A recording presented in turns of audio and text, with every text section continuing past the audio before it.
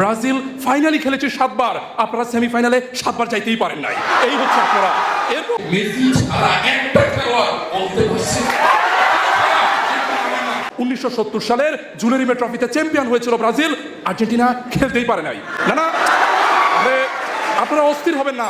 ঘটনা দক্ষিণ আমেরিকাতে বাছাই পর্ব হয়েছিল, বাছাই পর্বে ওনারা বিদায়, বাছাই পর্বতে ওনারা বিদায়। 1962 জুলেরিমে ট্রফিতে ওনারা বিদায় নিয়েছিলেন গ্রুপ পর্ব থেকে। দল ছিল 16টা।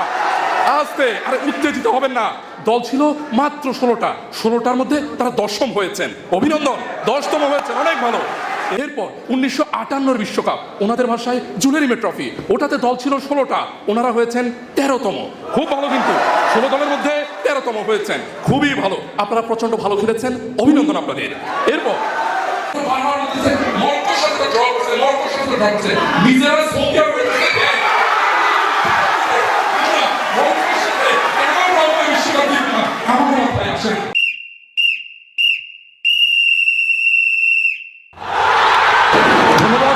সভাপতি, খেলতে এসেছিলাম 90 মিনিটের বিশ্বকাপ, এখন আমাকে বলতেছে 4 মিনিটের কুতকুত খেলায় আপনি নেমে যান।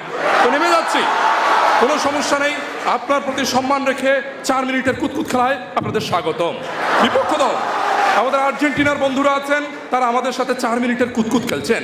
4 মিনিটের কুতকুত খেলতে তারা আমাদেরকে আহ্বান জানিয়েছেন যে আমরা সেমিফাইনাল থেকে খেলা শুরু করব, এর আগে খেলবই না।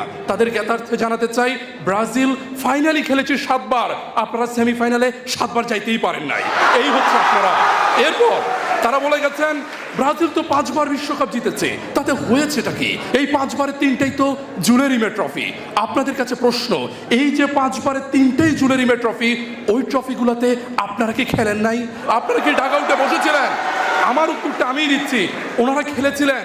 ওনারা ওই 3 বারের 3 বারই খেলেছিলেন। থুক্কু, ওনারা 3 বার খেলতে পারেন নাই, ওনারা 2 বার খেলছিলেন। একবার কেন পারলেন না? 1970 সালের জুলেরিমে ট্রফিতে চ্যাম্পিয়ন হয়েছিল ব্রাজিল, আর্জেন্টিনা খেলতেই পারে নাই। না আরে আপনারা অস্থির হবেন না, আপনারা অস্থির হবেন না। আপনারা ভাববেন না যে আর্জেন্টিনার কোনো খেলোয়াড় মনে পায়ে ব্যথা পেয়েছিল।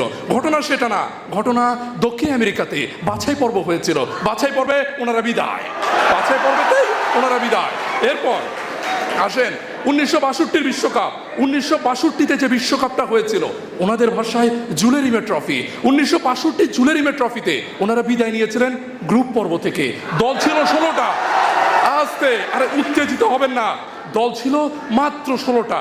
16টার মধ্যে তারা 10ম হয়েছেন, অভিনন্দন, 10তম হয়েছেন, অনেক ভালো। এরপর ইতিহাস আর একটু বলি। এরপর 1958 বিশ্বকাপ, ওনাদের ভাষায় জুলেরিমে ট্রফি, ওটাতে দল ছিল 16টা, ওনারা হয়েছেন 13তম। খুব ভালো, কিন্তু 16 দলের মধ্যে 13তম হয়েছেন, খুবই ভালো। আপনারা প্রচন্ড ভালো খেলেছেন, অভিনন্দন আপনাদের।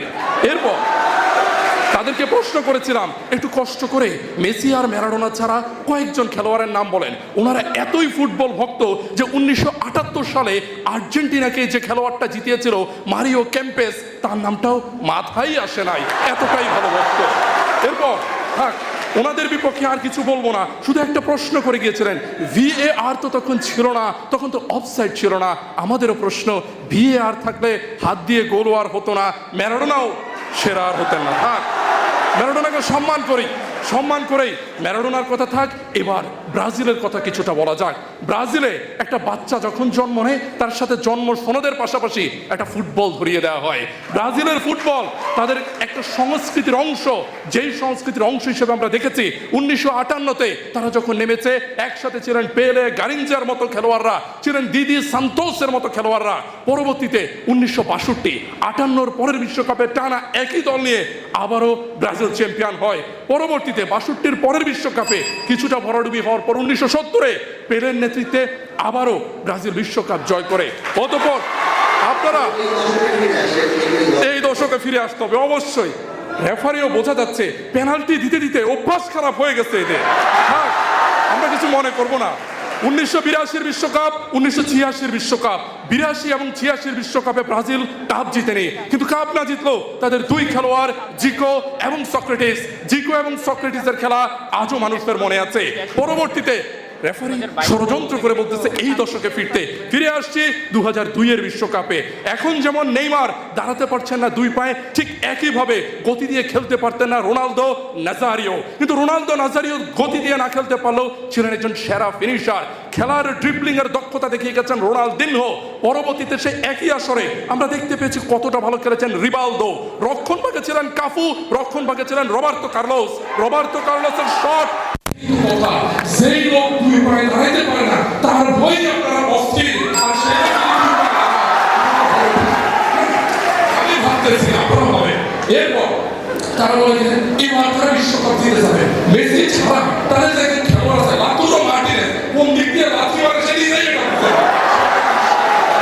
এরপর আরেকজন খেলোয়াড় আছে বলি না, মজা করে বলি মুরগির খাবার থেকে বলি না, মুরগির খাবার থেকে বলি না সাহেব যে কেমনে বিশ্বকাপ জেতাবে আমরা জানি না। অন্যদিকে আমাদের কি আছে? আমাদের আছে এডিসন বেকারের মতো অসাধারণ একজন গোলকিপার। আমি জানি না গোলটা পরে দেখা, আগে গোলটা দিয়ে নিই। এরপর আমাদের আছে ভিনিসিয়াস জুনিয়রের মতো অসাধারণ খেলোয়াড়, আমাদের আছে রাফিনহার মতো অসাধারণ খেলোয়াড়। এরা বারবার বলতেছে মরক্কোর সাথে ড্র করছে, নিজেরা সৌদি আরবের কাছে হেরে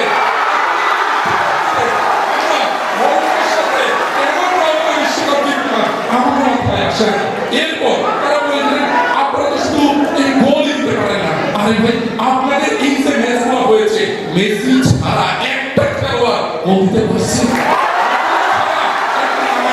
আমি খুব ভয় আছি বুঝছেন। মেসি এর আগে বিশ্বকাপে বলছে আমি আর খেলবো না, আমি অবসর নিব। এক মিনিট মেসি বলছে আমি আর খেলবো না। আমার মনে পড়ে 2014 মেসি কিভাবে কাটতেছিল মনে আছে, খারাপ লাগে। মেসি 2014 পরে বলছে আমি খেলবো না, 2018 পরে বলছে আমি খেলবো না, 2022 পরে আমি আর খেলবো না। এবার আমরা জানি 2026 পরে মেসি যখন খেলবে না তোর কি হবে রে, তোর কি হবে ভাই, তুই সেটা ভাব। ধন্যবাদ সবাইকে, দেখা হবে বিশ্বকাপ জয়ে।